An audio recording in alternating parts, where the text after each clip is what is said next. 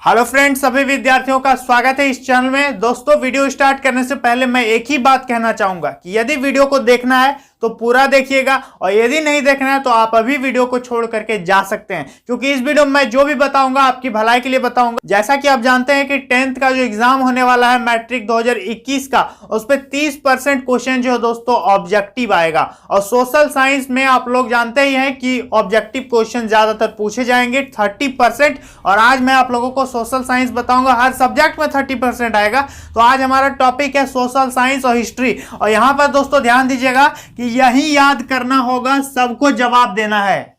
ठीक है, video start करने से पहले मैं आप सभी से रिक्वेस्ट करता हूं कि सभी विद्यार्थियों को यहां जो भी मैं क्वेश्चन पूछूंगा सबका जवाब कमेंट में मिलना चाहिए। सभी व्यक्तियों को कमेंट करना है। कमेंट आपका हक है, आप कमेंट कीजिए और मैं वादा करता हूं कि मैं सभी के कमेंट का जवाब जरूर देता हूं। आप लोगों ने देखा कि कल मैंने वीडियो बनाया, उस पर लगभग 1300 कमेंट आए हैं, तो मैंने सभी का जवाब दिया है। आप देख भी सकते हैं, तो सभी कमेंट्स का मैं जवाब दूंगा और यही आप लोगों को ऑब्जेक्ट भी याद करा दूंगा। आप लोगों को बाद में पढ़ने की कोई जरूरत नहीं होगी। तो दोस्तों, 10th का जो हिस्ट्री है, ध्यान दीजिएगा, वर्ग 10 इतिहास, नया पाठ्यक्रम में, नए सिलेबस में चैप्टर 1 में क्या क्या रखा गया, क्या क्या आएगा, क्या नहीं आएगा।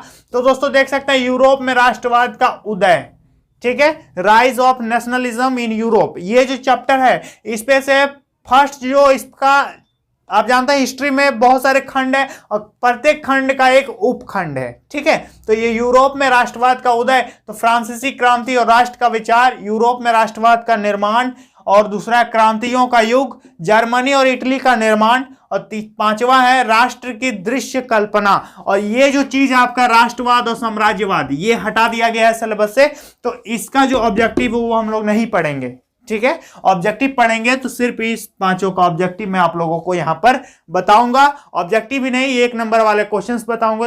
तो सभी लोग वीडियो को ध्यान से देखिएगा और यदि चैनल पर पहली बार आए तो सब्सक्राइब करके ही जाइएगा। तो चलिए दोस्तों, आज की इस वीडियो को शुरू करते हैं। तो दोस्तों, हमारा जो आज का फर्स्ट क्वेश्चन है, ध्यान दीजिएगा कि मारियान से आप क्या समझते हैं। मारियान और जर्मेनिया, ये 2 क्वेश्चन बनते हैं एग्जाम में। या तो आपका ऑब्जेक्टिव पूछेगा 4 ऑप्शन देके, या तो खाली जगह में पूछ सकता है, या तो 1 नंबर का डायरेक्ट क्वेश्चन पूछेगा कि मारियान क्या है या जर्मेनिया कहां है। तो दोस्तों, मारियान जो, दोस्तों ध्यान दीजिएगा कि मारियान और जर्मेनिया क्या है। यहां पर लिखा है कि मारियान एक नारी रूपक है जिसे फ्रांस में स्वतंत्रता का प्रतीक माना जाता है। जैसे हमारे भारत में गांधी जी को पूजते हम लोग, जब भी देश को आजादी दिलाने की बात, 26 जनवरी हो या 15 अगस्त जब भी आता है, तो हम लोग किसको याद करते हैं? या तो महात्मा गांधी को, सुभाष चंद्र बोस को, है ना, जो भी स्वतंत्रता सेनानी है हमारे देश के, जो फ्रीडम फाइटर्स हैं, उनको हम लोग याद करते हैं। उसी प्रकार फ्रांस में जो मारियान है वो फ्रांस की स्वतंत्रता का नारी रूपक है। ठीक है, फीमेल सिंबल है। और उसी तरह से जर्मेनिया जो है जर्मनी का है। समझ में आ रहा है? तो मारियान और जर्मेनिया क्या है? उन 2 देशों की आजादी का, महिला का प्रतीक है, नारी का स्वरूप है, नारी का रूपक है। और उनकी मूर्तियां जो है सभी चौक चौराहों में, फ्रांस के सभी शहरों में, चौक चौराहों में लगाई गई है मारियान की। तो मारियान कहां से बिलोंग है? फ्रांस से। और जर्मेनिया जो है वो जर्मनी से बिलोंग करती है। समझ में आ गया? यहां तक समझ गए? ये ऑब्जेक्टिव क्वेश्चन पूछा जा सकता है कि मारियान निम्नांकित में से किस देश की एक नारी रूपक है, तो वहां पर फ्रांस टिक करना है। समझ गए? और जर्मनिया जब पूछेगा तो जर्मनी टिक करेंगे। Is that clear? चलिए अगला क्वेश्चन देख सकते हैं। अगला क्वेश्चन है दोस्तों कि मताधिकार किसे कहते हैं। मताधिकार शब्द देख के ही पता चल रहा है कि मताधिकार का मतलब होता है राइट टू वोट। वोट देने के अधिकार को मताधिकार कहते हैं, यानी मत देने के अधिकार को मताधिकार कहेंगे, अपनी सरकार चुनने के अधिकार को मताधिकार कहेंगे। समझ में आ रहा है? तो मताधिकार किसे कहते हैं? या तो 1 नंबर में आएगा या ऑब्जेक्टिव में आएगा, तो जैसा भी आएगा आप लोग उसको टिक कर सकते हैं। तो मताधिकार यहां समझ में आ गई मेरी बात? चलिए, तो दोस्तों अगला क्वेश्चन है कि जब फ्रांस छींकता है तो बाकी यूरोप को सर्दी जुकाम हो जाता है, यह कथन किसका है? ये बहुत इंपॉर्टेंट क्वेश्चन है। जब मैंने एग्जाम दिया था 2013 पे, तो उस समय भी यह क्वेश्चन आया था कि जब फ्रांस छींकता है तो बाकी यूरोप को सर्दी जुकाम हो जाती है। यह किसका कथन है? तो दोस्तों यह कथन, ध्यान दीजिएगा, यह कथन है ड्यूक मैटरनिक। किसका कथन है यह? ड्यूक मैटरनिक ने यह कहा था कि जब फ्रांस छींकता है तो बाकी यूरोप को सर्दी जुकाम हो जाती है। समझ में आ गई है बात? तो इसका आंसर क्या होगा? Duke Metternich. चलिए नेक्स्ट क्वेश्चन की तरफ चलते हैं। रूढ़िवाद क्या होता है? रूढ़िवाद।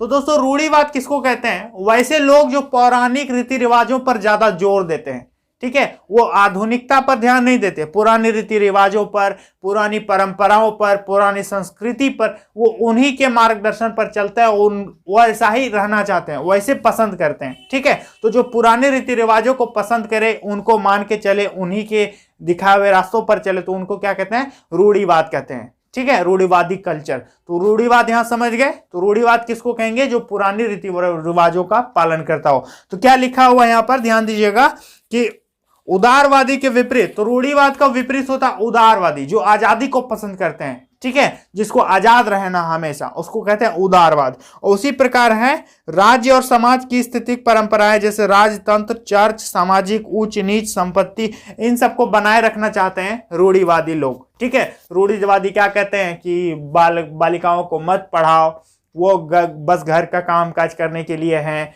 उन्हें वोट देने का अधिकार नहीं होता है। तो वो पुरानी कथाएं होती थी। तो रूढ़िवाद यही होता है कि जो पुराने रीति रिवाजों को माने, उनका पालन करे, उन्हीं पर वो विश्वास करे, उसको कहते हैं रूढ़िवाद, ठीक है।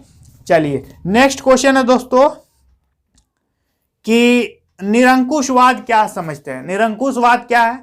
तो निरंकुशवाद क्या होता है? एक ऐसी सत्ता या एक ऐसा शासन, ठीक है, जिसकी जो सत्ता पर है उस पर किसी भी प्रकार का कोई अंकुश नहीं हो, कोई रोक टोक नहीं हो, जो वो चाहता हो वो कर सकता हो, तो उसको क्या कहते हैं? निरंकुशवाद कहते हैं। जैसे कि फ्रांस में लुई 16वां जो थे, तो वो एक निरंकुशवाद शासक थे। तो निरंकुशवाद कहने का मतलब एक ऐसी शासक प्रणाली, एक ऐसी सत्ता जहां पर जो शासक है उस पर किसी भी प्रकार का कोई अंकुश नहीं हो, वो एकदम स्वतंत्र है, वो अपनी प्रजा पर कुछ भी कर सकता है, कितना भी टैक्स लगा देगा, कोई भी नियम लागू कर देगा, तो उसको कहते हैं निरंकुशवाद। यहां समझ गए? तो जो भी मैं टर्म्स बता रहा हूं उसको ध्यान से पढ़िएगा, याद रखिएगा। तो मारियान और जर्मेनिया समझ गए यहां पर। जैसे जर्मेनिया जो है, यहां मैं आप लोगों को बता देता हूं आगे। चलिए यहां तक हो गया। अगला क्वेश्चन है कि जनमत संग्रह से आप क्या समझते हैं? जनमत संग्रह। अब जनमत संग्रह से क्या समझते हैं? अब मान लेते हैं क्लास में सर आए, ठीक है, अब कुछ स्टूडेंट कर रहे हैं कि सर मैथ पढ़ा दीजिए ना, आज थोड़ा सा ये दिक्कत है, ठीक है।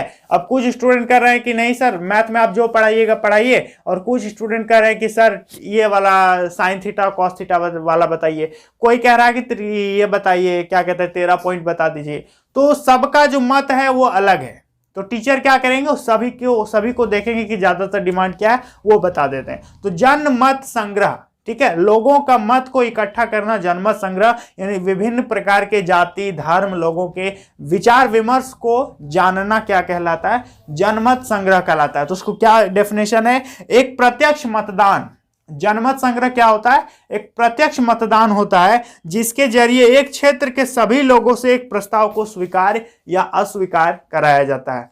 समझ में आ रहा है? तो जनमत संग्रह किसको कहेंगे? एक यह प्रत्यक्ष मतदान होता है जिसके द्वारा किसी भी क्षेत्र में किसी भी डिसीजन को स्वीकार या अस्वीकार करवाते हैं। समझ में आ रहा है? इसको कहते हैं जनमत संग्रह। तो ये सब जो क्वेश्चन है, एक नंबर वाले, एक टर्म वाला, ये आप लोगों के लिए एग्जाम में बन सकता है। चलिए अगला जो क्वेश्चन है दोस्तों, ध्यान दीजिएगा कि इटली के एकीकरण, इसको पढ़ लीजिएगा। जैसे ज्यूसेप्पे मैत्सिनी, वह कहाँ का था? वो था जेनेवा का, 1807 में उसका जन्म हुआ था, ठीक है। और उसने 2 गुप्त संगठन का स्थापना किया था, यंग इटली और यंग यूरोप। तो ये सब चीज पढ़ लीजिएगा, हो सकता है एक नंबर क्वेश्चन में आप लोगों के लिए पूछ देगा। चलिए इस चैप्टर से आप लोगों का और जो क्वेश्चंस बनने लायक हैं वो मैं आप लोगों को बता दूं। तो दोस्तों यहां समझ गए कि फ्रांस, तो दोस्तों यहां तक समझ में आ गया। इस चैप्टर से जो भी इंपॉर्टेंट क्वेश्चंस बनते थे वो मैंने आप लोगों को बता दिया। और आगे जो क्वेश्चंस है जो इंपॉर्टेंट है, मारियान और जर्मेनिया, इसको पढ़ लीजिएगा कि फ्रांस में जो राष्ट्र का, जर्मनी में जो राष्ट्र का प्रतीक है वो जर्मेनिया है, ठीक है। और यहां पर देख सकते हैं कि फ्रांस में लोकप्रिय ईसाई नाम क्या दिया है? मैरियन दिया गया है। लाल टोपी, तिरंगा और कलगी के साथ दिखाया गया, और इसकी प्रतिमा सार्वजनिक चौक चौराहों पर लगाई गई है ताकि लोगों को अपने राष्ट्र की एकता का ख्याल आता रहे, वो राष्ट्र की एकता में हमेशा डूबे रहें, ठीक है। और इसी प्रकार जर्मन में जर्मनी राष्ट्र के प्रतीक के रूप में जर्मेनिया को रूपक माना गया है, ठीक है। और वह जर्मेनिया जो है बलूत वृक्ष, ध्यान दीजिएगा, बलूत का जो पत्ता होता है जर्मनी में, उसको वीरता का प्रतीक माना जाता है। तो जर्मेनिया क्या करती है? अपने माथे पर बलूत वृक्ष का जो वो क्या कहते हैं, पगड़ी टाइप का पहनती है, उसको क्या समझते हैं, वहां का वीरता का प्रतीक माना जाता है। क्या लिखा हुआ है कि उसे बलूत वृक्ष के पत्तों के मुकुट से सजाया गया है, क्योंकि जर्मनी में बलूत वृक्ष को क्या माना जाता है, बलूत को वीरता का प्रतीक माना जाता है। तो ध्यान दीजिएगा कि जर्मनी में आपसे पूछ देगा कि जर्मनिया के माथे पर कौन सा मुकुट है, तो बलूत का है। ठीक है, तो ये क्वेश्चन एग्जाम में हो सकता है बने, तो इस टाइप का 1 नंबर का क्वेश्चन आप लोगों से पूछा जा सकता है। ठीक है, ये क्वेश्चन ज्यादा रहता है कि जब फ्रांस सीखता है तो किसको सर्दी जुकाम हो जाता है, तो 4 ऑप्शन हो सकता है, दे दे तो आप लोग बता दीजिएगा, यहां पर फ्रांस होगा। ठीक है, तो इस प्रकार से ओवरऑल चैप्टर को पढ़ लीजिएगा और ऑब्जेक्टिव क्वेश्चंस को देखते ही आप लोगों को पता चलेगा कि हाँ ये ऑब्जेक्टिव बन सकता है इस चैप्टर से। तो चलिए दोस्तों, आज की इस वीडियो को यहीं खत्म करते हैं। मिलूंगा आप लोगों से एक नए वीडियो के साथ, तब तक के लिए बहुत बहुत धन्यवाद। आपका दिन शुभ हो।